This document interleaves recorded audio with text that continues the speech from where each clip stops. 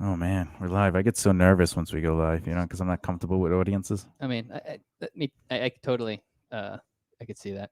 I know, you know what I'm saying? Normally, you're like doing cartwheels before we get on Yeah, camera, and yeah. then like the second it goes live, you're like, nope. I'm like, yeah, no. So this weekend I was having a lot of fun, and like I was hanging out with people, and then they're like, and 3, 2, 1. So, yeah. It's accurate. What do you want to talk about? It happens all the time. So, what do you want to talk about today? Let's talk about some stuff. I think we have a topic. What is the topic? Something about making plans, I think. No. Oh, then I don't know. What's what can I be doing now to help my career? Ooh. And then it's subtitled, have a plan, a business plan. Ooh. But it's not about making the plan. It's about having a plan. It's about having a plan in general, not the process of making. Yeah, we will not be going over making the plan. We were talking about you should have a plan, because what do you want? What can I be doing now to help my career? Well, look at your plan, right? So since we have an expert here today, his name is Thomas J. Bellezza. JD McGibney. JD McGibney. We're gonna talk to him. We're gonna see what his thoughts are on this process. Oh man, it's gonna be great. Yeah. So obviously the first thing is have a fix plan. My wire. That's right. That is the first thing. Look. That's it. Thanks. Boom. Have a plan. Everybody. All right. Good night. What is a plan? Oh, look at that, what does that mean? What does that mean? Have a plan to you? To me? Yeah. Basically. And what else? Like, how do you want to go deeper into that? Oh yeah, it's you have to. Do and that. If you were going to really summarize that for the audience after that exploration, my summary. No, seriously, could you just get to the point? Would be pickle. What the hell's a pickle? Exactly. You're in a pickle. I'm definitely in a pickle. Anyway, what is a plan? Plan is for you. This is for you. This is for me. Yeah, this is for me. This is not for what you should be doing out there, but this is for me. This is for what JD does. This is the summed up version. A plan is basically a roadmap for what it is that you want to be doing with your career and potentially your life. What kind of life? Oh, what kind of life do you want? I don't know, man. What are you saying? I have no life? No. I have to choose one now? I mean, you can go to Life's R Us. I got to choose one? Life's R Us. I don't go there anymore because their R's are backwards, and that's Russian. You go in there, everyone's running around. Spokojno noche. Hopefully I said that right. Das vidanya. Oh my God, this guy. Asparagus? This guy. Surprise! He speaks Russian. Borscht. Orgasms. So that's it? That's what I have a plan is? That is what my plan is for me in the summed up version. And what do you do for your plan? That's a good question. To have like a roadmap to look at. I definitely. Look how white I look in this light. All right, carry on. Which is weird because you're Mediterranean. Who? What? I am pink though. I do have pink. I have actually I have a very pale brown. Because we are all just shades of brown. I guess that makes sense. Yeah. You're like an albino olive. So so you're saying have a plan is like a roadmap for someone to follow in what it is that they want to do in their career and or their life. And what else? That's a summed up version for me. I do not know. And then how do you organize that to follow as a roadmap? Do you actually draw streets and everything? What do you do? I mean, sometimes. How do you do it? I'm actually reworking a plan at the moment, which I'm trying to figure out exactly the best way that I want to organize. Why don't you tell us a little bit about that? I mean, I don't feel like I have enough expertise to do so because I'm still figuring out. Well, I don't think you're teaching us. You're just going over what it is you're doing. Well, which is a different thing. I definitely. We'll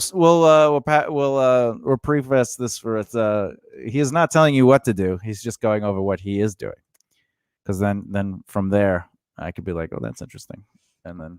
Well, I could say, don't do that. And then like show people. Now, this isn't about building a plan. It's just about having a plan. So, what is your process? What are you doing? Well, the first thing that I started with is I'm trying to figure out what it is that I actually want to achieve in life and or for a career. Yeah, well, that's like what you said earlier. It is. That's literally what you said earlier. The starting point. Great. It gives you a roadmap to accomplish those things, but the first place you have to start is what exactly is it that have you moved past that yet, or are you still on that? Flushing things out. What do you mean? So I'm still on that. Is what I'm saying. So you haven't moved to the next step of your plan. It's just things you would like to accomplish. I am exploring potentials. Yes. Potentials. Well, let's say you did finish your accomplishment. What would you do next?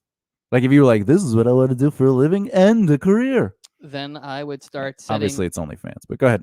Definitely. I'm gonna have to borrow the dog next week. Yeah. This guy and his grinder account. All right. Hey. Wait, what? The next part what for do you need me the dog would for? be to break up the goals into. Why would you sections. break them up? Like, what are you gonna do? You're gonna like Well, sabotage them with false information? No, I mean, it's You like, know, why would you Bob eat an has been Oreo? like talking to his neighbor a little too much, don't you think, Chrissy? I mean, why would you eat an Oreo whole? You got to break it into Yeah, the and there two you go. You halves. broke up the goals. Broke up the Oreos. Those poor goals. They just got married, Mr. and Mrs. Goals. This is Bob Goals and Christy Goals, and you just were like, goodbye. Didn't Bob Goals run for president at one point? I have no idea. I have Against Bill zero Clinton. data information to confirm or deny any information. It was Bill Clinton versus Bob Goals. Who? God. Where's my pen? All right. All right. So you make goals. I would come up with goals that I want to achieve for each main goal. And then what? Then I would break down those into smaller SMART goals. And then continue the process until I can get myself a day-to-day process in order for me to follow things, to keep myself accountable. Yeah. Now, why do you use the term goals and then SMART goals? What's the difference between a goal and a SMART goal? For me, a goal is something that I'm trying to achieve in the long run, whereas a SMART goal is something that's measurable. It's don't hurt yourself. So why do you call it a goal and not an achievement if it's a goal you would like to achieve? I just like the term better. To separate the brain. Because SMART goal I have separated in my brain. Oh, all right. I just like the term goal better. For the audience out there, the idea is to subcategorize things in your mind so you don't focus on similar words, because you can get lost in the terminology. But if you look at it as an achievement, which is something you would like to achieve, then you would have SMART goals leading to that achievement. But if it's a goal and then you have SMART goals for that goal, there's a lot of goals involved, and that could be confusing for the long run. So you should be setting SMART goals, which is specific, measurable, attainable, realistic, and timely. Also, attainable is known as actionable in some places. But either or, it's the same thing. And then the achievements are sort of like the ultimate next step for whatever your accomplishments should be. So you should have larger accomplishments that you're leading to. JD's plan is based on having goals and then SMART goals for that, but that isn't necessarily the way he explained it, which I'm saying don't do it that way. He didn't have an end accomplishment, like something that will be the way he explained it. The way you didn't have three areas, you only have two. Yeah, no, so there has to be that main accomplishment, and it could be like 1,000 accomplishments, like main things, like completed mission goal, like accomplishments, and completed like things you want to accomplish that will change your life or the world, or ultimately will put you in a place where you're like, I have mobility. And then there are achievements to that accomplishment. So the way you're saying is that the achievements kind of count as, is putting it in video game terminology, different levels, correct? They could be levels, yeah, sure, if you want to use video games, but the idea is that you're training your brain to look at something as different elements, because if the elements have the same things involved in them, your brain can't technically decipher the difference, no matter how much you say, because it's the same thing as saying don't forget, right? Instead of saying remember. Yeah, but don't forget works for me. And it's still not true. It's not true. Doesn't matter how much a person is like, I could say don't forget all day and I'll remember. But you are tricking your brain.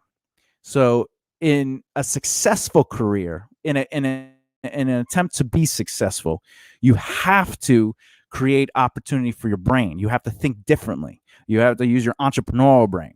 And if your entrepreneurial brain is going, well, it's a red wall that I have to have red paint, and I'm going to do the red actionable goals for the red goal outcome. Like that would be poorly orchestrated as a business brain, as an entrepreneurial brain. And the reason is because it's not looking outside the box to find solutions in a proactive way. You're organizing everything into one clump of an idea and not necessarily going, these are literally separate things that I have to do.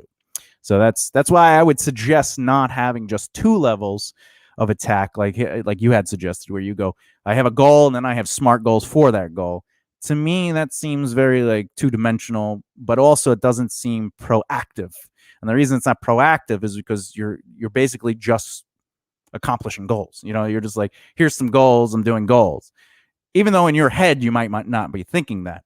But the subconscious brain, all right, let's put it this way.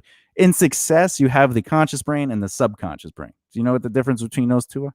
I imagine that the conscious brain is aware and the subconscious brain is not aware. No, it's exactly the opposite. Your conscious brain is not aware of the process. And your subconscious brain is aware of the process because your subconscious brain is making the actual choices for you. So if you fuel the subconscious brain with false data because the conscious brain wants to be aware, but it is not aware. It is only aware at what it perceives to be aware of, but it is not the truth of the conscious brain. You think you're blowing my mind right now? Your subconscious mind or your conscious mind? Now, yes. Do you understand what I'm saying? I believe so. Whereas the conscious brain is making decisions based on what it is seeing in the moment, whereas the subconscious brain is more, I guess, instinctual and has been trained to act a certain way. So therefore, it is driving you and your motivations to make decisions with your conscious brain. Am I getting that? That's close enough. I'll accept that. But the simplified version is, what is a habit? Is a habit a conscious decision?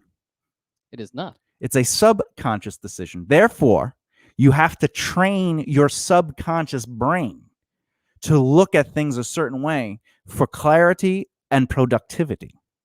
So if you're consciously making choices to, let's say, how did you say it? You're able to decipher the difference between a goal and a SMART goal? Yes. Your subconscious brain will not be able to do that as efficiently as you think. Because the term goal is applied to both. Correct. It has a difficult time deciding which is which. Because what's a goal for you? In general? Yeah, what's a goal? Just something you want to achieve. Yeah. And what's a SMART goal? Something you have to do to achieve the goal. Yes. So now, not only is your brain doubling up goal, but the brain is going, well, if I do these SMART goals, I'll achieve the goal. And if I do that goal, I'll achieve what? The goal, right? There definitely has to be a third level to that, right? There should be 3 minimum, but there could be multiple. But the brain cannot decipher that in real time, and if you're conscious about it. Gotcha. Because you're going, like, let's say you looked at a piece of paper and it just used the goal and SMART goals, right? But all through the paper, right? It wasn't like columnized or, it's just goal, SMART goal. And it's talking about like, all right, these SMART goals will be utilized to accomplish this goal. And by achieving these SMART goals, we'll ultimately be able to get to the point where this goal is, right? Reading that, you think that would be clear. It would not be clear. But what you just said, right, for the audience to potentially learn from, and not that you're teaching them, but what you're saying is you would be able to. It would be decided, like you would be able to understand that, what I just said, because your brain can pick apart the difference between a goal and a SMART goal. So it's easier for you. That's what you said. I was saying that me writing it down, yes, if I were to be given a piece of paper from somebody else, it would definitely not be as clear. So if you wrote that paper, their intention and what they were they're writing. So if you wrote that paper, I gave it to somebody else. as just I said it, that paper would be 100% clear to you. If I wrote it, yeah, and wrote just like I said, and then I wrote it for myself. Then yes, but not when I say for yourself. I'm saying you literally wrote what I said. Yeah, but you're saying like wrote it out on a piece of paper and just had it. And you're saying that you'd be able to understand that. I would be able to understand my intentions with writing that. Then yes. Okay. All right. But if you were to give me that, I wouldn't necessarily. Well, we're not talking about me. I'm just saying. It doesn't. Well, I don't understand how one can be and one cannot be if you also agree with the concept of conscious mind, subconscious mind. Well, I'm saying that I understand my purpose and the way I wrote it out. So I would be like, oh, this is what I meant. All right. So obviously ignore everything he just said because there's a lot of contradictions. Please ignore what I said. Do you know what I'm saying though? Like you said a lot of weird things. Do you know? I mean, it's a a habit. It's not a habit. But ultimately, your brain is not designed. Well, I'll put it this way: your brain is designed to notice patterns. You agree with that or disagree? I agree with that. So when you see a person, you don't identify them as, say, JD or Thomas. I recognize them as the pattern. You recognize the facial pattern. Do you understand? Yes. So if your brain is seeing goals, which, by the way, words are symbols that our brains are trying to recognize patterns with. You know that, right? Yes. And that is where the concept of dyslexia comes in. Where they're not able to put together the patterns? Because the brain is trying to understand the patterns, because symbols, writing is not a natural thing for humans. We created that for communication, but it is not a natural thing for us. But us being able to recognize, say, faces or like geographical It's- formations. It's a protective thing. It's a defensive thing. Or being able to see things in the sky. Well, you have a look. Yeah, like if you look at a picture and you're like, oh, there's a face in it, and Or a cloud. Yeah, or you look at a cloud and you're like, this face. With that said, do you agree with that theory that is a thing? That is a thing. So what I'm saying is, consciously, your brain cannot identify the difference between goal and SMART goal because it sees goal. Gotcha. Just like the term do you believe that if you say don't forget, wait, let me finish this. If someone says don't forget, you think they'll remember? Not necessarily. Right? Because the concept your brain is hearing don't. But you're saying you would be able to identify remember. And therefore you can be told don't forget and you will always remember. But what I'm saying is goal and SMART goal, your brain is only seeing goal. Which is kind of similar to like if someone gives you like the exercise or say how many F's are in this sentence, and they give you, they have like the word of in there, which has a V sound. So when you're reading it, sometimes if you're looking at it quickly, you don't process that F, you process it as a V sound. So you're saying basically. I guess, but you're not supposed to read it if you're looking for letters. Yeah, but most people still will read it. No, I understand. But in that test, the way you pass that test is don't read it. Just count the F's or the letters that they're looking for. Yeah, look for F, which is, just an example of incompetence because they're not following the actual directions. It doesn't say to read it. It doesn't. It just count the letters. Yeah, how many F's are there? Well, let me read this. La, la, la, la, la. You know what I'm saying? Like that is literally a misrepresentation of competency. I mean, yeah. You would have to be an idiot. Like if someone was like, hey, count the letters. Okay, let me read this. Do you know what I'm saying? Like that would be insane. Anyway, you didn't do that test, did you? I have done that test. Did you read it? No. Oh, all right, good. Afterwards, I did. After I counted it. Why? Because I was curious what it said. Oh my God, get out of here. No, I don't believe this. All right. So, but anyway, so you agree with the psychology of the concept of what I'm talking about, but you don't believe that it affects you. I didn't say that. No, I'm asking. Yeah, and that is incorrect. I believe. No. What do you? I don't understand what just happened. You said that I believe that it. No. doesn't I'm affect me. asking. I'm asking. You asked, and I said that is incorrect. I do believe that it affects me. All right. I just don't. But goal and SMART goal is not affected by that psychology. That is not what I said at No, all. I'm asking. I'm not saying. Yeah. Did I say that's what you believe? No. I'm asking. I'm saying that my original stance was that me writing it out and having that separation for myself, and me writing notes. Yeah. I can identify it. So you're agreeing that you could identify something that is technically not identifiable subconsciously. You're proving me wrong. I'm just asking. You're proving me wrong. Do you understand how can you believe A and believe it can't be B if what? That was weird. That was weird. I think it's Ghost. I wonder if that sound comes in. But you know what I'm saying? Like you're saying A exists, but with you it doesn't. That is not what I'm saying. Can you identify goal and SMART goals with ease for yourself subconsciously based on the science of what we were talking about? If someone were to write it out for me? No, that's not what we're talking about. Well, there's two. Because it's word there. I disagree 100%. Well, then if I say don't forget, then I if cannot. I say don't forget, then I am unable to make the differentiation. If I say to you don't forget, I'm asking you. You're saying you would be able to. You would forget. But if you said, JD, don't forget, like to yourself, you would be able to remember. I don't know. Probably not. But do you believe in that concept that you're misrepresenting the brain if you say don't forget? I believe that it would be misleading the brain, yes. But if you say it to yourself, it would not be misleading the brain based on if I write out goal and SMART goal, I would understand it. You've proven your point, and I'm switching my opinion. To what? to that I will not be able to identify between goal and SMART goal if I were to write it out and sit, because my brain is seeing the word goal in both situations. Now, it's clear to understand that I am talking about the subconscious. Yes. Consciously, he would identify more often than not goal and SMART goal. But with success, your job is to allow your subconscious to be aware and not your consciousness. Your consciousness will trick you. Why? Because it's a fool? No, because it tells yourself what you need to hear to be whatever. It creates the perception that you are foreseeing, or that's why when I tell people to change your brain, I'm talking about the subconscious, creating good habits. If you don't create good habits, your conscious brain will always do wrong by you. Do you agree with that? I agree with that. All right.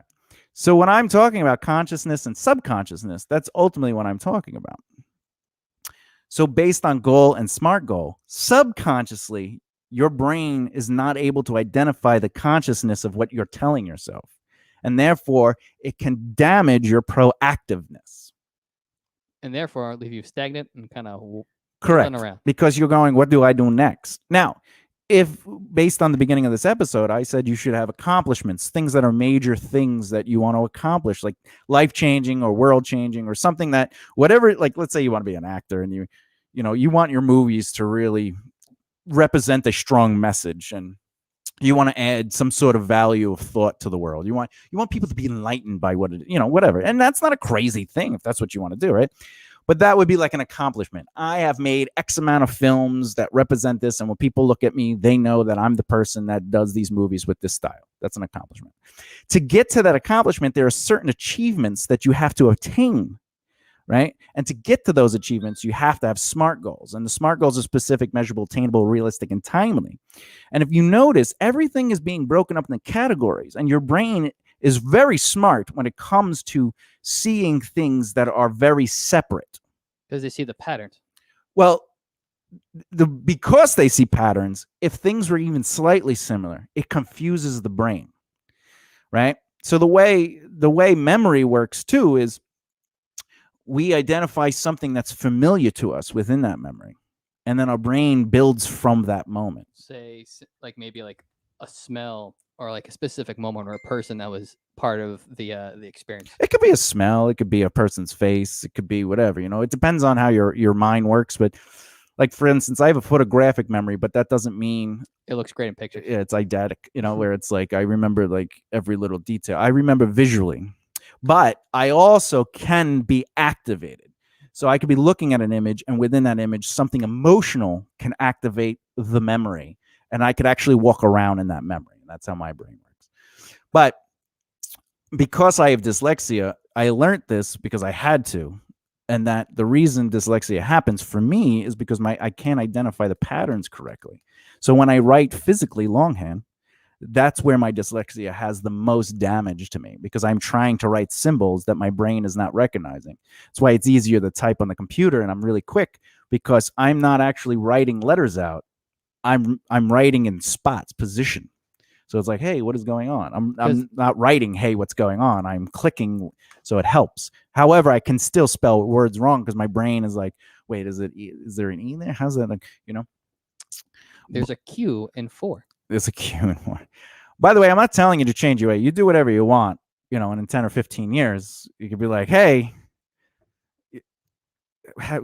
what do I do? But for the audience, the reason you do that is because you're trying to change your brain to create new habits, to think outside the box. And to think outside the box means to try something that is different than what you're used to, right?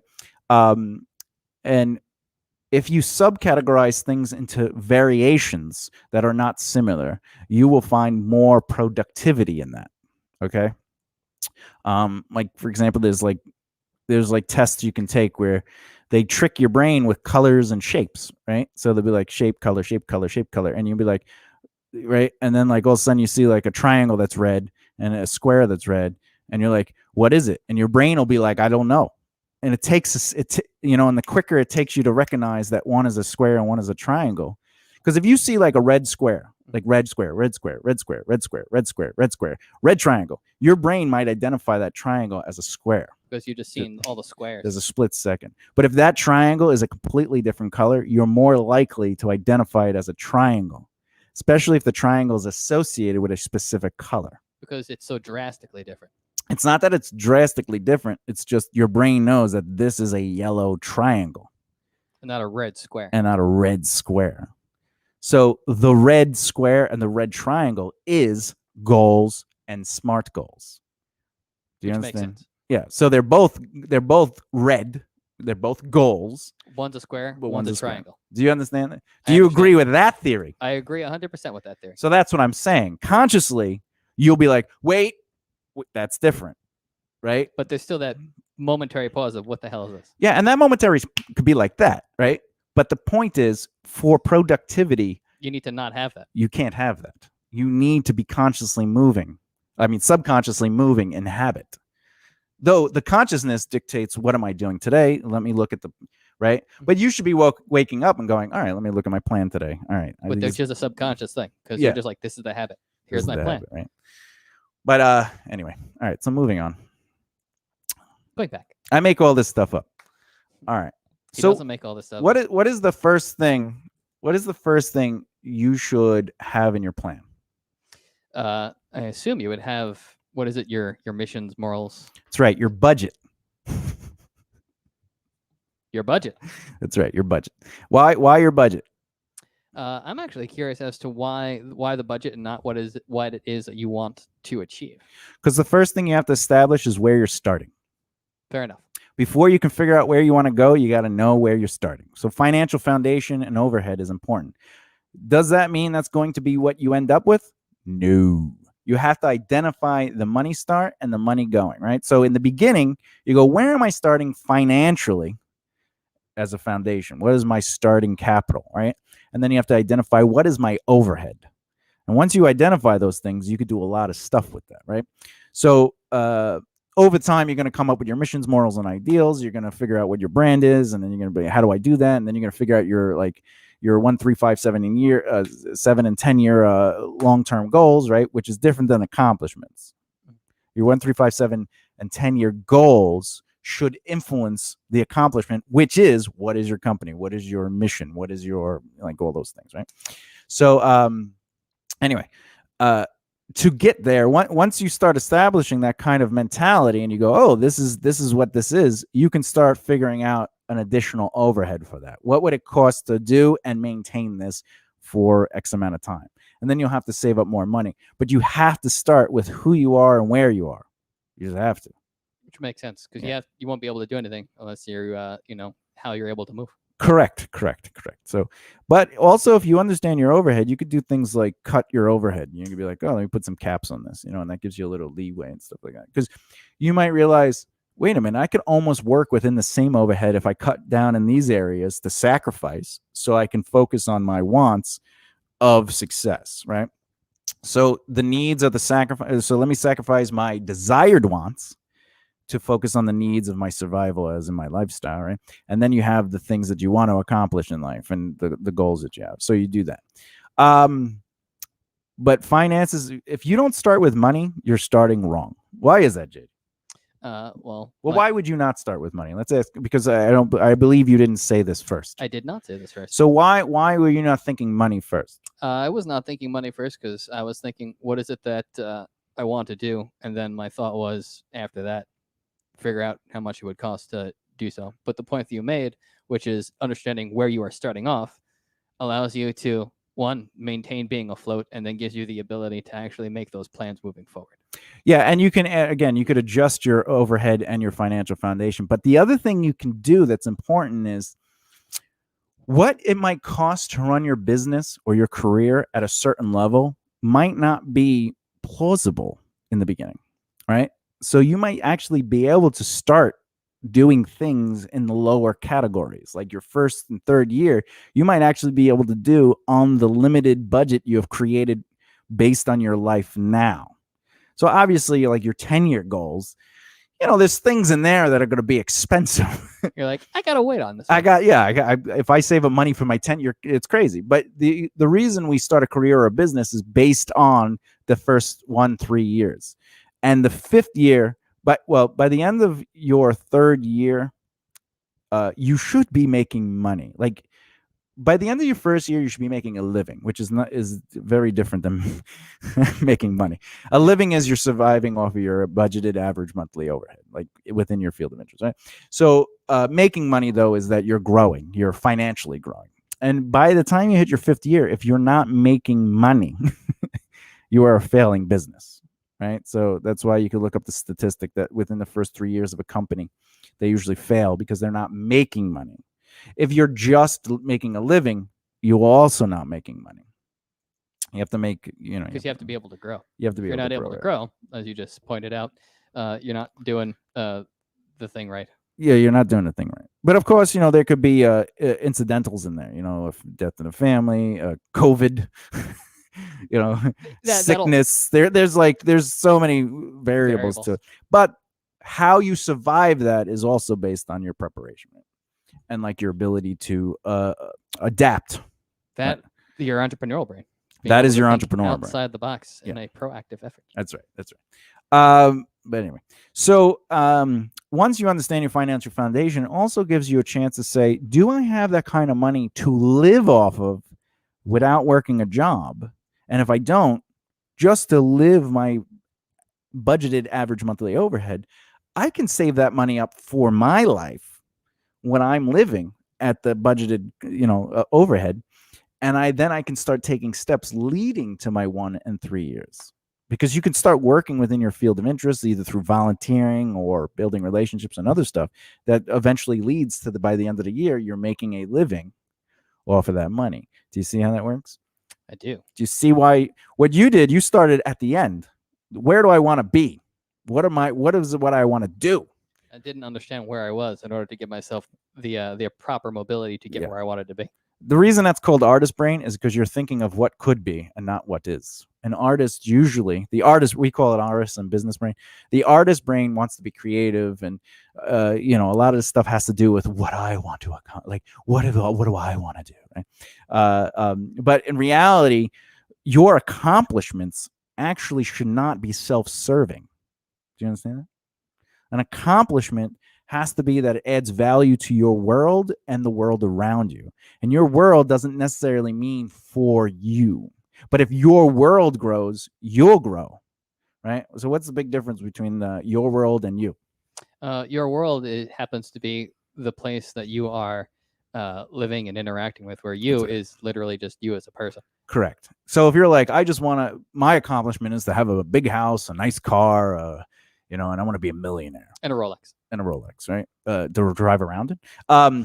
But your world would be the people that are there, the mobility within that, the life that you're living, what you're moving around in, your opportunities, things like that. And that isn't necessarily self-serving because you're adding value to your world. So that means the people within that world, the opportunities in that world, it's a synergetic relationship. Because in theory, everyone should be able to bring something to the table when they're interacting with other people. Yeah, especially at Thanksgiving. So you do have to think about where you are at first to kind of figure that out. All right, so moving on. What do you think the next part of is? I don't know. What is the next? What would after you did what you were doing? You're working on what you want to do. What is the next thing after that for you? Oh, we just talked about the money part. Oh, so you would you're gonna figure out what it is you want to do, and then your second part is you're gonna figure out how much money it will cost to do it, and also to survive. Yes, and to survive. All right. So we've already gone over how that's backwards, right? Yes. So, because basically the money is the starting point. is the horse, because it's fueling your purpose. But what you want to accomplish and everything that you, as you put it, your goals and your SMART goals would be in the carriage. Yeah. So you just literally put the carriage in front of the cart in front of the horse, and the horse would be like, "What are you doing, bro?" He'd be like, "This is a little backwards." Do you see that though? That metaphor, like how? Yeah, like, no, it totally is applicable. Yeah. Oh, I appreciate. I appreciate that something is applicable. All right. Everything I say is applicable. All right. It's your business description and vision. Applicable Ooh. and bananas. What is the difference between a business description or a career description or a self description and a vision? Huh, that's a good question. I do not know. It is a great question, and you have to know. So what is it? If you don't know, Business you can't write a description plan. and vision.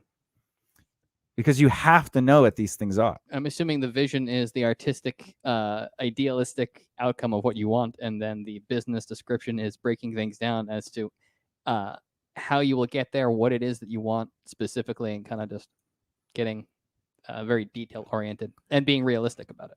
It's a mixture of what you do, want to do, and how you plan on doing it. So you're talking about the first part, the business both of them, description. business description and vision, because it's one thing. Gotcha. Is what you do, want to do, and how you plan on doing it. So the what you do is the business description. It's starting off with you as what do you bring to the table? What are your skill sets? What are your value sets? What are your, the difference between a skill set and a value set?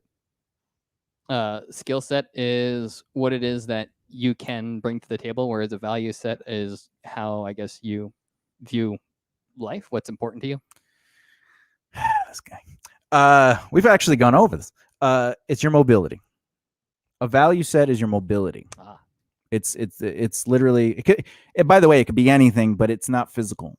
It's always something of it's non-tangible. So an example of a value set would be influence. Gotcha. Okay.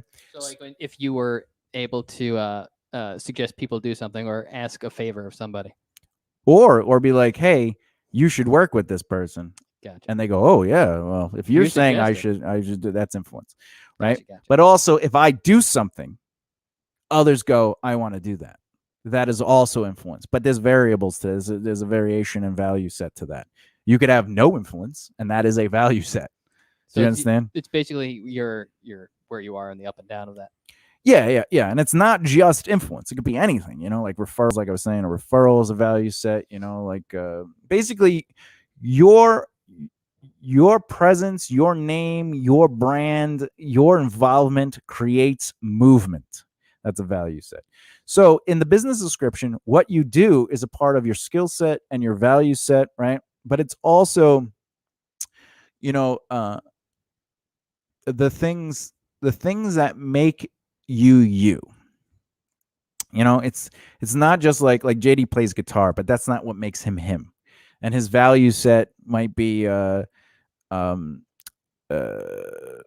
know, what's a value set you might have? You might be able to introduce people to one another, say, hey, you should hire this drummer, or hey, you should work with this So he has a value set to refer people with some people, right? You go, if I talk to this person, they will listen to me, right?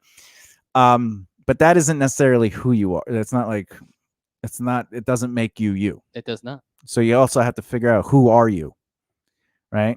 But that's in the business description. The business description is what you do. So it's your skill set, it's your value set, and it's who you are. Which are three different things. They are three different things. So for me, who I am would be my brand. It would be my missions, morals, and ideals. It'll be the things that matter to me as a value. And by the way, a mission isn't necessarily what I want to accomplish with this business set or this career. They're my missions. They're the things that are important to me. And some of the business things I do, they may interact, but it doesn't necessarily mean it is for that. It starts with you, right? So but it would make sense that your personal morals and your ideals would go into what it is that you want to do, career-wise, because it's something that you believe in. Not always, like I'm highly religious, but I wouldn't openly talk about my religion, right? But I'm not trying to start a church. You know what I'm saying? I mean, I would totally go to the church, Thomas. There'd be like cookies. And pizza. I mean, there are cookies and pizza for everyone. Just don't have any. The Holy Sacrament, you go up and the priest is like, here, slice of pizza. I show them a slice of pizza, and then I eat it in front of them. And depending on how they react, they can stay in the church or not. Instead of a wafer, it's a pizza bagel. You want a pizza? Here's a bagel. But But again, your missions are just life missions. They're just what makes you you. You know, like the things you would like to see in the world and something like that. But the vision is what that's the want to do aspect and how you plan on doing it. So for anybody like an entertainer, you know, you probably want to act, right? So how do you plan on doing it? And like some people just say, well, I'll just submit to as many auditions as possible. And we call that a poor plan, right? A band might say, I want to make a living. It's so funny because like everyone says the same thing. The band say, I want to make a living as writing and playing my music. And actors are just like, well, I just want to act. I want to be in film and television. I want to work with Robert De Niro, and I want to someday win an award. You know, like I want to make money just doing what I love. And you're just like, all right. But how do you plan on doing that is always the funniest thing. They're like, well, I'll just submit until someone hires me. And it's so reverse. It's so backwards. It's ridiculous. Because like, let's say a band is created or an actor's created or a writer's created, and they go, hey, I want to be successful in this industry. So I'm going to make something and then I'm going to tell everyone to like it and listen to it. And because they will listen to it, they will love me.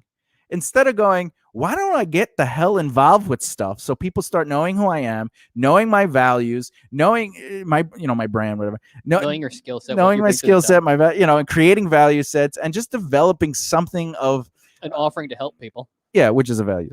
You're building value sets. I don't know what the hell that is. Yeah. But anyway, they don't do that. They think the other way around. They think about self-serving acts. How can my thing work? Right? So like a band will go, let me focus on a song, an album, shows, a tour. If I get on tour, I'll be huge. An actor focuses on auditioning, getting a manager, an agent, especially in the beginning. They're just like, if I got a manager, an agent, my career will blow up. And they just focus on these self-serving things and they don't realize you're starting backwards. That stuff will come to you. In fact, for actors, if you do the first part, which we'll go over in a little bit, you'll actually create opportunities for auditions that you're not asking for that are coming to you. And the same thing with bands. If you do the first part, you will start getting opportunities to play on tours or shows, right? That's just how it works. Because people are building the relationships with you and they're like, oh, we want to hang out with, Tim. Yeah. Do you think somebody in the comedy world goes, hey, man, like, can you go on tour with me and be my feature open? Because you're amazing. Awesome and unique. Yeah. No, they go, I like you. Come with me. Well, was it Steve Martin had like a similar thing where he had his friend had to drop off a thing and his friend was like, here, why don't you take the tour, right? First of all, I don't know who that is. No. Steve Martin. What JD's talking about poorly is that his friend was actually at a ski resort for a week, and his friend went skiing on the resort and broke his leg, and he wasn't able to do the shows. So he called his friend up and said, "My leg is broken. Come take my spot and do the shows."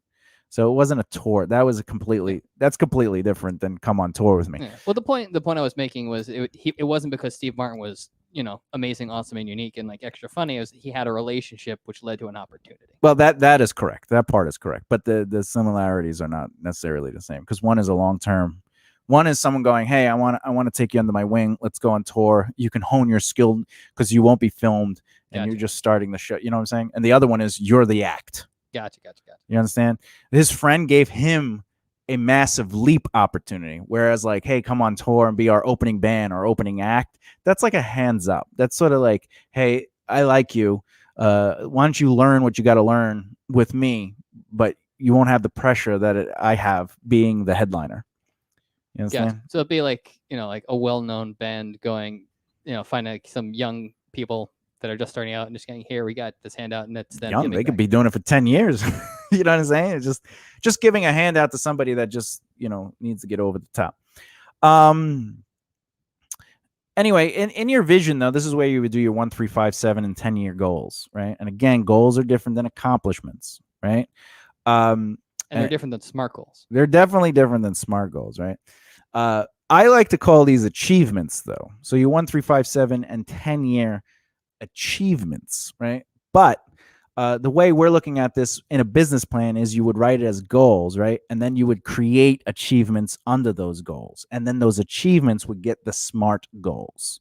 And that's how that would work in a business, because you have to write it as goals, right? Gotcha. So it's 1, 3, 5, 7, 10-year goals, but the achievements lead you to basically, this is what I want to achieve. And that's how you write it out. And then you should have accomplishments in there too, if you really want them. But your accomplishments would be in that business description. It'd be like, what do you want to do? And like, it's it's your brand. It's your ultimately, it's like, what value do you want to bring to your world and the world around you? So that's really what it is. Gotcha. Anyway, so as I was saying, like, bands and artists and writers and actors, they don't get involved, right? They get involved for a self-serving reason. They go, oh, let me get involved. They're doing something. I want to act. I'll act. I literally had somebody call me up once and go, hey, I know you're doing this movie. I think it's a great movie. If you want to cast me as the lead, I'd be happy to help. And I go, actually, we already cast the lead, but if you want, you could help with like marketing and social media stuff. And they vanished. Completely. Completely. Did they even return your calls? I don't know. I don't think I ever called this person, but it was funny because, like, in a sense, they're supposed to be an expert in that anyway, right? But the funny part is, it was a self-serving request to help get involved. Hey, I would love to be, if you need any help, let me know. In fact, if you're looking to cast the main actor, the main character, I can do it. Well, we did that, but what we really need is this right now, and then gone. That is not getting involved. That is self-serving. It is also not loyal. It is crazy. It's rude. A crazy behavior. It's not rude.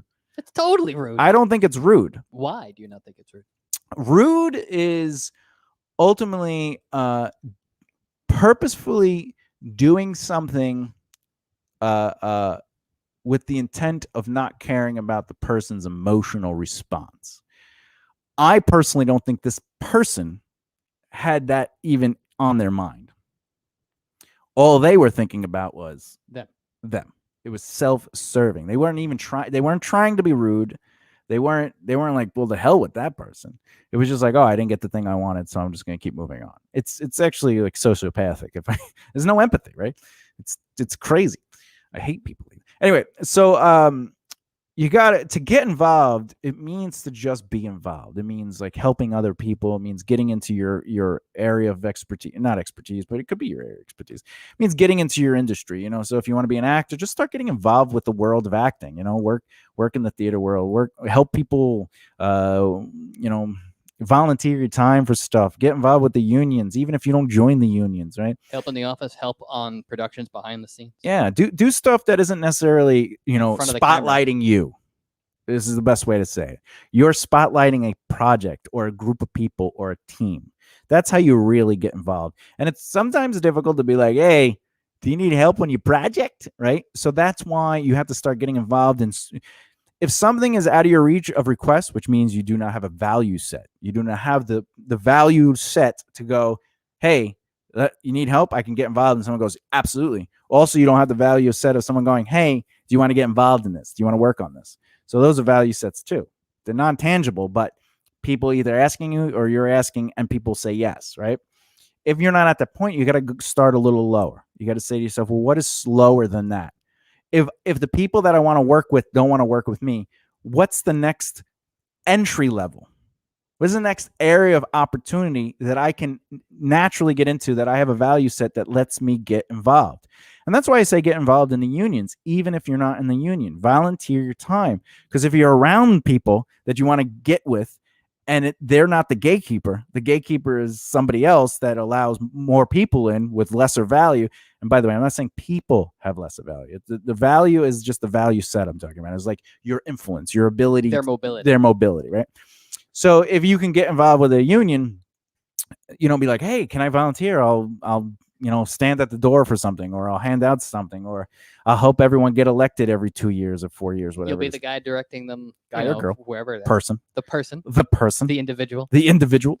And this will help you be seen and be present. And if you're seen and present, it allows you to do three things. What are those three things, JD? Allows you to build relationships. Build in what? build and cultivate. That's right. Because what's the difference between build and cultivate? Building is saying, "Hey, nice to meet you." No, Cultivate. building is establishing a group of people that you know. And then cultivating would be adding value to the relationships of the people you know. All right. And what else? What's the second and third thing? Allows you to, I guess, market, which allows people to see what it is that you are actually. It allows them to see.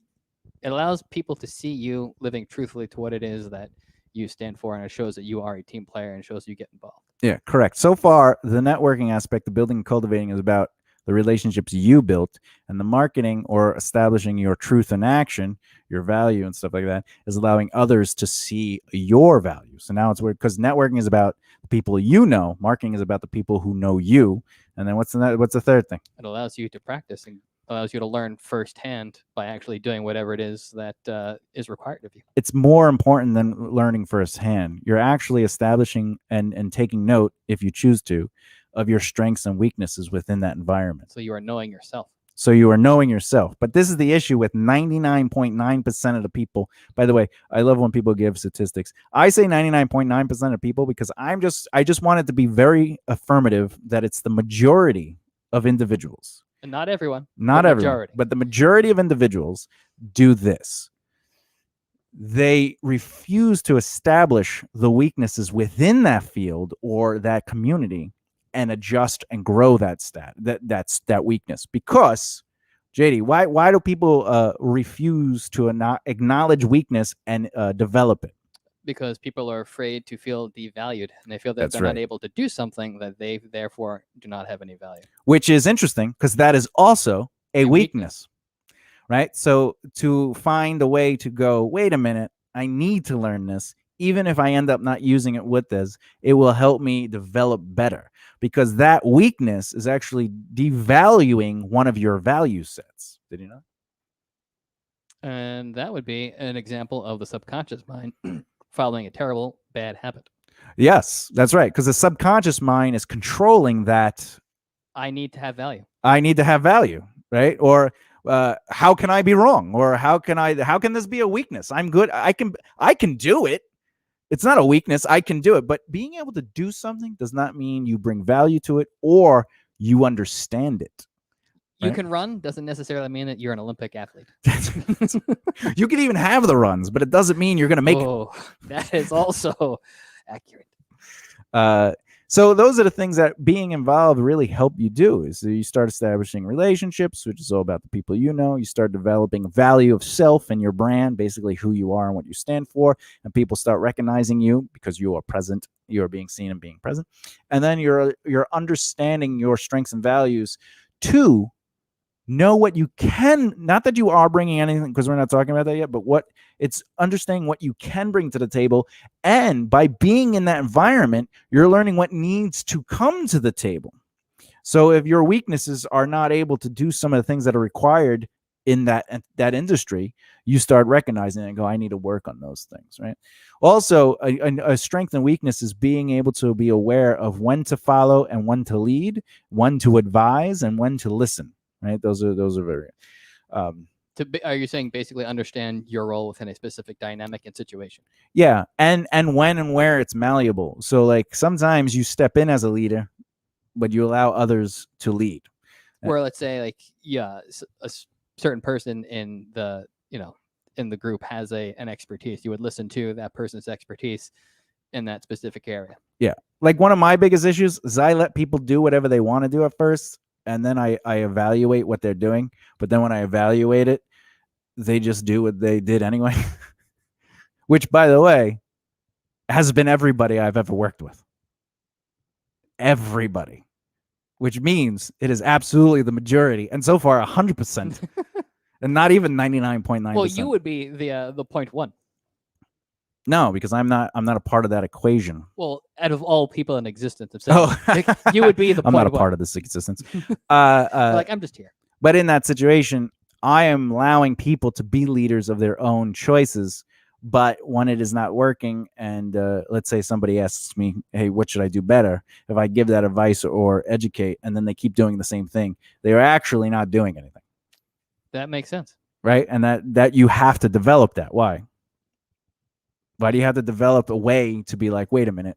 You mean develop a way to break that cycle? Yeah, to be like, yeah. wait a minute, maybe my way doesn't work.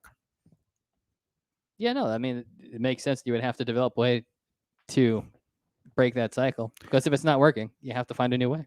But the paradox is that person is like, how is this way wrong if it's my way? Yeah, well, that's a stupid way to think. Yes. Yes, it is. What are your thoughts on people like that? I don't like people like that. Me either. They give me headaches all day. All right. Gives you a chance. Oh yeah. So we already talked. Gives you a chance to meet people. Gives you a chance to showcase your brand's value and the strengths and weaknesses. Why else do we want to get involved, and why do we want to grow relationships? Well, besides the fact that we're just social creatures and we like interacting with other people most of the time. Oh my God. Please ignore everything he just said. When we're talking about success and changing the brain, we're not trying to be philosophical. We're being analytical and logical. And literal. And literal, even if there's no book involved. But there is. I'm working on it. It'll be available in 10 years. All right. Also has one right now. Okay. Yeah, you can check it out at angelsonthebattlefield.com. And altania.com. Yeah, please don't try to spell that. So, what is the purpose of building relationships and getting involved and showcasing your brand and learning your strengths? So, other than the fact that you've gone over the fact that getting involved literally demonstrates, what it is that you stand for, and showcases and highlights what it is you can bring to the table. Your success is not about you as an individual. What is it about? It's about the people around you. That's right. You are now surrounding yourself by people of influence, and people of influence aren't necessarily there to influence your career. They're there to influence good habit changes. And in theory, people of a similar mind as well. Hopefully not, because if you are not successful and you are not capable of anything, you don't want to be around other not successful, incapable people. But what I'm saying is, like, let's say you have a specific, end goal in mind. You would want to be around other people. So let's say you want to get involved with, like, well, that's when creating a team. That's when creating a team. Gotcha. But if you're just trying to surround yourself in the industry, obviously there is a set. I think what JD's trying to say is, like, if you want to be around good people, be around good people. But what I'm talking about is you're trying to surround yourself with influential people. I gotcha. Because you might not benefit. They might be scoundrels. They might be people but you learn something very, very important from them. You know, don't do that. Yeah, don't do that. But like, maybe they're really good at something, and you're just like, I never even thought to do that. Right? But your value set might be like, not your value, your personal ideals might be like, well, I don't want to treat people like that person's treating them, so I will try to do what they're doing, but I will add value by doing right by people. You're like, I will organize my money like that, but I will not whip my servants. Or have servants. What just happened to the show? All right. So anyway, in the end, none of this matters, right? You can't. Oh wait, let me take that off the screen. Let me get this off the screen. Cue Linkin Park. Cue Linkin Park. End, nothing even matters. The reason. God, there's a mute button over here. All right. Can I mute this? Why does it not matter in the end, JD? Are we getting philosophical now? No. Oh, then I have no idea. We are not here to be philosophical. We're here to be literal, logical, and analytical. I do not know the answer to this question. Because no matter how much you learn, no matter how much you discover, no matter how much you know what to do, no matter how much you plan, it is all useless if you are not being proactive. You have to be proactive. The only way you will ever even attempt success is by trying to make things happen by making things happen. You have to be proactive. When I say make things happen by making things happen, sometimes you want to get involved, but no one gives a crap about you. So you start getting yourself involved by making things. Literally just start doing stuff. And don't make it to be awesome. Don't film a movie to be like, this is going to make $1 million, and look at my skill set. I'm going to put all my money into this. Do it so you have a chance to have other people say, oh, you're working on something, and you go, look, I have a zero budget, I'm just doing this to learn how to film, and I want to film something, it's literally a 10-minute piece.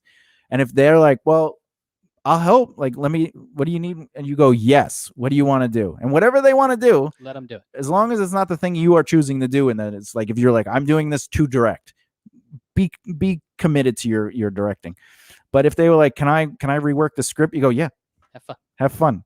Because it's about getting involved, and it's about providing opportunity too, which is also a very important mindset, because it gets you into the habit of wanting to give. Yeah, well, that's important too. That's subconscious training, right? But also, you're not filming it again to.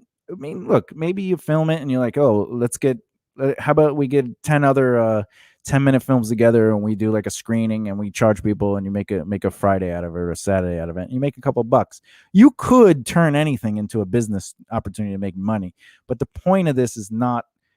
You're not doing it to make money, or you're doing it to build value within a community. You're doing it to get involved when others don't want to get you involved. So you make things happen by literally making things happen. You just start doing stuff, like a band. Like, if you want to start playing in a band and no one wants you to play in a band, start a band and ask people, and everyone's going to say no, because actually that's not true. Some people are going to say yeah because they also want to start a band, and they have songs and a band name already. So they're going to join your band that you asked them to join, and they're going to go, I have a band name and songs. And you go, oh, I also have a band name and songs. And they go, all right, but mine's cooler. And then you go, okay. Then you have a clash of the egos. Yeah, and then you're all right, well, this is not going to work. And then they go, okay. And then you ask somebody else, and someone eventually is going to be like, yeah, man, I just like playing music. All right, great. That's all I care about, because all I want to do is play guitar. Right? But also, maybe start, going to shows. Supporting people, things like, if no one wants to get involved with you, just go get involved with them, support them, start showing support, and that'll build value.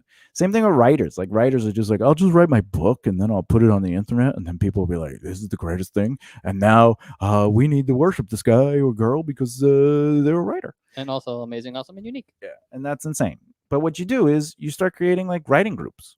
Hey, I'm working on a book, is there anyone else working on a book? Maybe we could swap chapters. Like, if we have a chapter, we switch and we read the chapters, and we give notes, and we all kind of help each other.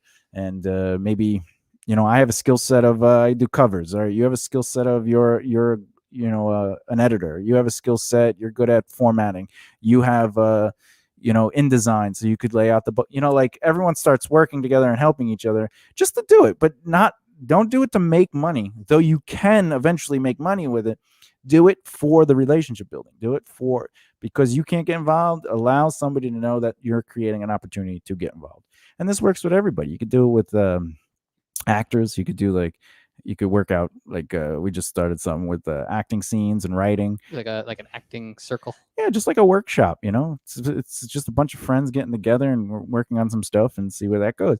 And that's the point. Is like just be present. The whole point of putting together events is so people can come together. But what's the point of it if after the event no one talks to each other? So whose job is it to be proactive? Yours. If you want to be successful, you got to be proactive. You got to be the one who says, hey, let's start doing something. To quote Nike, just do it. Just do it. But if you're working with somebody, like I said, and they're like, hey, yeah, I'd love to get involved in the thing that you suggested. And then they come in and go, but I have the thing I want to do. Let's do my thing first. And you go, how about this? Since I asked you to work on this and you said, yeah, why don't we just finish this and we can literally do your thing next? So both things will get done, except you didn't ask me to work on your thing first. I asked you to work on this thing and you said yes. And 3 weeks later, you said, why are we working on your thing? We should be working on my thing because it's better. And it's like, why is it better? Because I wrote it. And you're like, okay, this is not working out. Toodles. That's the thing. You have to have boundaries in that sense. And of course, you want to help people with their artistic adventures. But the thing is, the importance is the conversation. If you ask somebody, hey, look, I'm working on this thing. Do you want to work on it with me? And they say yes. And they work on it with you. And time passes, 1 week, 2 days, whatever. And at the end of that time, they go, hey, I think we should work on my stuff. They are not there. They are not a positive value set. They are not the people you want to be surrounded with because they are self-serving. They were only there because they were like, if I get involved with them, I will see if they're able to be good at what they do, and they are, or maybe they can help me now. What it should be is, let's focus on this. I will bring it up that I have an idea, and it'd be great if we could work on that idea after this idea, because that's loyalty. That's prioritizing the value of the request, the value of The relationship. And then once that thing is done, you who would help them in turn, and that's the way you do it. Anyway, a tit for tat. You have any last words you want to give him? No, I mean, I feel like you should be a speech writer. I feel like you would literally just have an entire audience captivated in the palm of your hand just by standing in front of a podium. Yeah. Why do you say that? Because I believe that to the very core of my soul. You are just very you're very good with your words. You're a wordsmith. Yeah, I know. You're That's a why I get paid for it. I actually had somebody once. So I was working with this client, and they came in and they said, what do I need to do? Just tell me what I need to do. And I was like, well, you're paying me, so I will literally write it out. And I said, do all of this. Then they went back and they talked to somebody else who was in that project with them. And they go, look, we just have to do this. And the person's like, who gave that to you? And they were like, oh, Thomas. And he goes, oh, him? He's all talk. He's a good talker. He knows how to get you motivated, inspired, but he's all talk, no action. Keep in mind, I owned a theater at the time. That literally doesn't make any sense. Yeah, right. He's all talk and no action. And that project broke up shortly after, because what did they focus on? Not anything that you wrote down in that plan. They focused on shows, writing music, and recording an album. After they record the album, they broke up. Wasted money and time. They did nothing I suggested. The kid, though, was like, I blew his mind a couple times, but like, that's the point, is no one knows what they're doing if they don't know what they're doing. And you have to be open to new information. You can't just be like, oh, this is, you can't have blinders on. Well, let's say you're an actor or a comedian or a band or whatever, right? And you're starting out or have been doing it for 10 years and haven't gotten anywhere.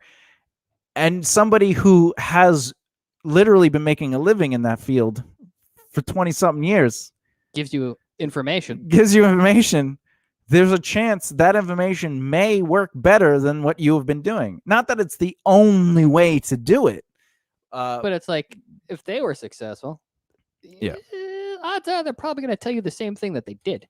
In music, the moment I stopped focusing on pushing the music, like, I still cared about writing. I still cared to have a purpose to the music. I still cared about the show. I still cared about all these things. But you separated the art from the business. Yeah, when I was creating art, I just focused on the art. But I didn't care if people saw it.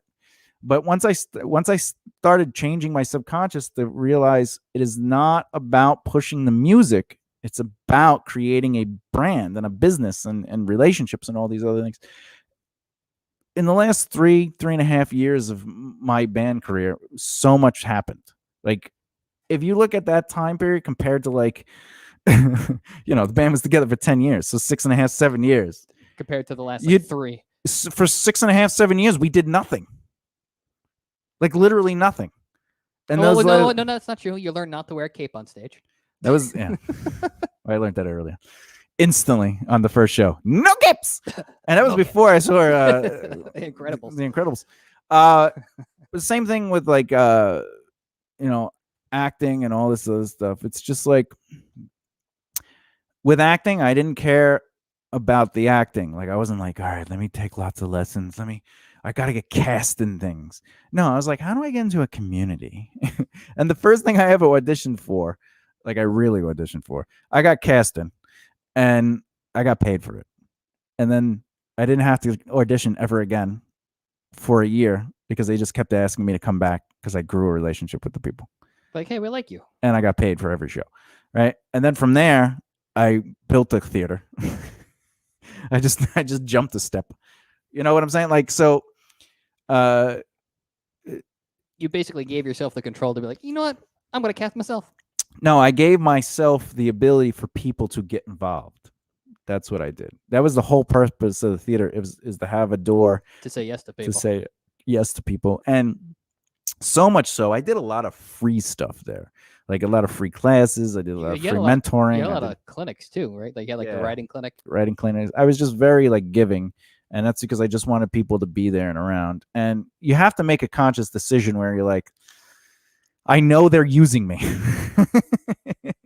you know, but let me give my time to the people that aren't using me, that are here. Like, and you can see, you can see who's self-serving, and you could see who's actually trying to build relationships and trying to build community. There's a big difference between the two. But again, that's why I built the theater. That's why I do what I do. That's why I did the Team Rise Together events, because I wanted to build community, because no one was building community how I wanted to build community. So I was like, how do I do that? I don't know. I'll just put together some events. Hey, we're getting together. Come out. And there would be created the environment yourself. Yeah, man. And like, I think the first event had like 30 people there, and then it's gone. It fluctuates, anywhere from like 5 people to like 50 people, and but that's the point. It's not about the numbers. It's just that it's just an opportunity for people. Anyway, I guess that's it. How'd you get to be so smart, Thomas? I listened to other people, and then I decided that I was not the one who knew everything. And then where I felt my ideas weren't working, I tried other people's, and also I studied success. And so it had nothing to do with accidental exposure to gamma radiation. Correct. Gotcha. In fact, when I studied success, keep in mind, I also was being mentored by people that I thought were crazy. Like, I was like, that's stupid.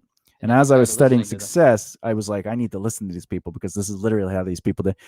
But I learned that I knew nothing. Like, as I studied success, in all, like, I didn't just study bands, even though that was my main focus. I studied other entertainers, and then I started studying businesses. Then I started studying business entrepreneurials. What's the difference is, well, like, Warren Buffett is a business entrepreneurial, but like McDonald's is a business, right? Or Steve Jobs is a business entrepreneurial, but Apple was the business. And the way Apple ran was different than how Steve Jobs ran his life. And you needed Steve Jobs and his life to create Apple. And then once Apple was created, there was a process. So just like Metallica existed, but the business of Metallica was a separate thing. And they have 2 different priorities. So you're saying like the individuals of Metallica and then Metallica. But as a team, like Metallica as a band, but not the business of it. So like the fun group of guys to hang out with compared to this Correct. is the business. In fact, a majority of stuff I teach that I give people knowledge of is leading up to being a successful business and having longevity and stuff like that. But I rarely ever teach people anything beyond that, because it's very difficult for people to grasp the concept of success in the process. And then they rarely get to the business side of it.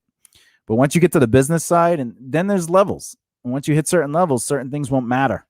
Like this, sometimes I get clients that are like, hey, you said to do blank, blank, blank, but so-and-so's not doing it. I go, oh, you mean the people that have literally been getting paid $10 million a movie? Yeah, they don't have to do the thing you need to do. Because they're at a different tier. Yeah, they literally did that. No, they didn't. Okay, let me show you. Here you go. Oh my God. All right, so if I just do this? No, not if you just do that. You need to do all the things that I showed you, because together they help you. To the $10 million contract per movie. How do I just get the $10 million a movie? You're going to have to suck a lot of popsicles. Dicks. Anyway. All right. Guess that's it. Let's see what you did there. What? Did you learn anything today? I didn't. I mean, we've established I cannot teach you anything. We tried, was it the other day, last week, or a week before? You're like, teach me something. And I gave you information, and then you added to it. I'm like, well, I'm done.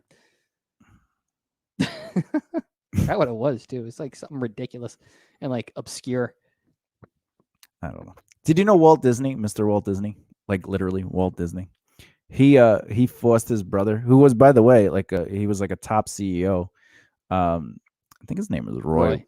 Right. Yeah. He forced him out of like owning Walt Disney.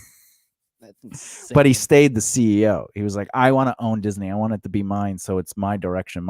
Because the problem was he was fighting with so many people on the direction of Disney that he was like, I just want it. It's like, I will have creative control. You just do the job that I pay you. it wasn't just creative control. It was business control, like direction Yeah. of their purpose.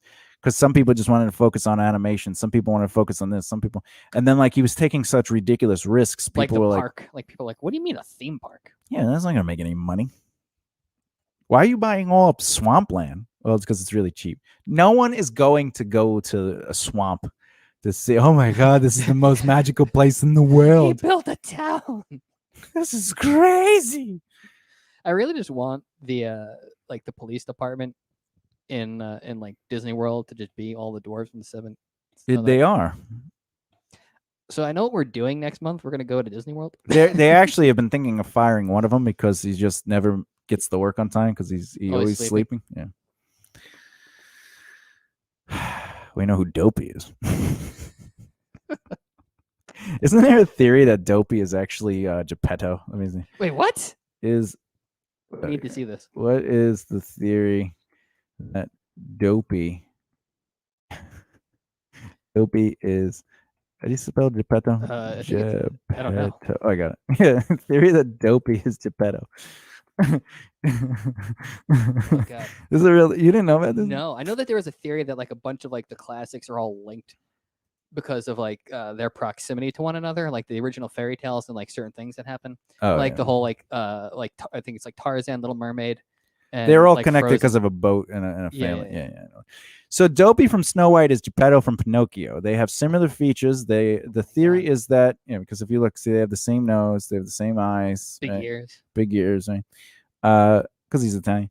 I'm Italian. I'm Sicilian. So, okay. So they have similar features. The theory is that there were originally 6 dwarves, and they found an abandoned baby. That is why Dopey never spoke. Eventually, he grew bigger than them and moved on to Italy, where he had trouble making friends due to his selected upbringing and sought solitude and comfort in making clocks and toys. That is really funny. You didn't know about that? I did not. That's funny. See? That's really funny. I wish you could teach me something. Yeah, I wish I could teach you something too. Jesus. If that ever happens, we're gonna have to mark it down on the calendar and have like a celebration like once a year. Yeah, but I don't think no one will care in like 80 years because I'll be dead. You'll be Oh. standing over my grave. He's like, did you know that last year this happened? And then you hear, listen. Actually, I know all now because I'm a ghost. I'm like, well, like, son of a bitch. I'll be like, well, I'm gonna eat this pizza by myself. Oh, go ahead. I pissed on it. And then I go back into the grave. And you're like, that's impossible. It's all piss. How did he solidify piss? Because I'm a ghost. Okay, I'm going back down. It's just slime from Ghostbusters. That'd be great. Ugh. I can't wait to die. I don't think you understand. You're literally just gonna haunt me. No. You would do at least one prank. Oh, I would only haunt you when you're making love to a woman. Oh, God damn it. I'd be like, see, look at that. What do you call that? What the hell? Did you hear that? Wait. No, So, I didn't hear anything. Keep going. wait, would you break the whole like ghost or cats thing? Like you would knock stuff off the table. You'd just be like, ooh. I would ghost. keep slapping her ass. As a ghost, people. It's just energy. It's metaphysical. It doesn't count. Yeah, it's not assault. She'd be like, Okay. "Ooh, I like when you slap my ass." I didn't slap your ass. You didn't? Oh, you did it again. My hands are over here. My hands are on your penis. Anyway, what? You have a problem with it? No. Yeah, I didn't think so. Hold on, make it the ghost trap. Come on, and I'd be like, "Look at it. You can barely get it up. Just go away. You're making it difficult. I'm making it difficult. Maybe you should get erectile dysfunction pills." Who are you talking to? Ah, my penis. What? It's just easier to explain that away. Oh, sorry. I don't know. You're looking over into the corner. Well, you know. I don't like making eye contact. Yeah. We get nervous. What do you mean we? I don't want to talk about it. Just touch my penis. Can you punch me in the balls? Why? I don't know. Oh, it's just the feel again. He likes butt stuff. Who said that? What? I don't like butt stuff. Yeah. Of course he's gonna say that. People who like butt stuff say they don't like butt stuff. Whoa. Ooh, butt stuff. Try the butt stuff. I'm not doing butt stuff. Get out of the room. Fine, I'm leaving. Not you. You just say get out of the room. It's my penis. I'm talking about penis. Oh, you don't want your penis in here? I hate my life. And that's what's gonna be like when Thomas is haunting me. That's gonna be great. Or like when you're peeing, I'll be like, Jesus, do you want some books? And you're like, can you leave? No, I'm stuck here. Actually, it's Missed the train. yeah, I missed the train, and I was like, it'll be Gotta fine. wait another decade. When you fall asleep, as soon as you fall asleep, I'll just like lay next to you and be like, hey, wake up. God. 99 bottles of beer on the wall, 99 bottles of beer. You don't even drink. I don't Knock need to one anymore. down, spin it around. 98 bottles of beer on the wall, 98 bottles of beer on the wall, 98 bottles of beer. I'd be like, I hate that movie, Ghost, but it's so good, especially with the clay and they're making love on the chair. It's so beautiful. You ever see Ghost? I've actually never seen Ghost. Oh my God. How come you don't like watching good movies? I mean, because bad ones are funny. Yeah, but every bad one you watch, you're like, it's so good. And not Rubber because it's is bad. amazing. Rubber isn't a bad movie. Rubber is a movie outside the box. It is definitely outside the box. And wherever it feels like it's falling apart, it just bounces back. It definitely has a lot of It's tread. rubber. One time somebody asked me for a check, so I wrote it out on a literal rubber check, and I said, be careful, it may bounce. Yeah. It was for $22.91. That's really funny. Actually, it was $12.91. That is really funny. That's funny. All right, we're done for today. I guess we'll see you Bye. next week. I read that on the wall.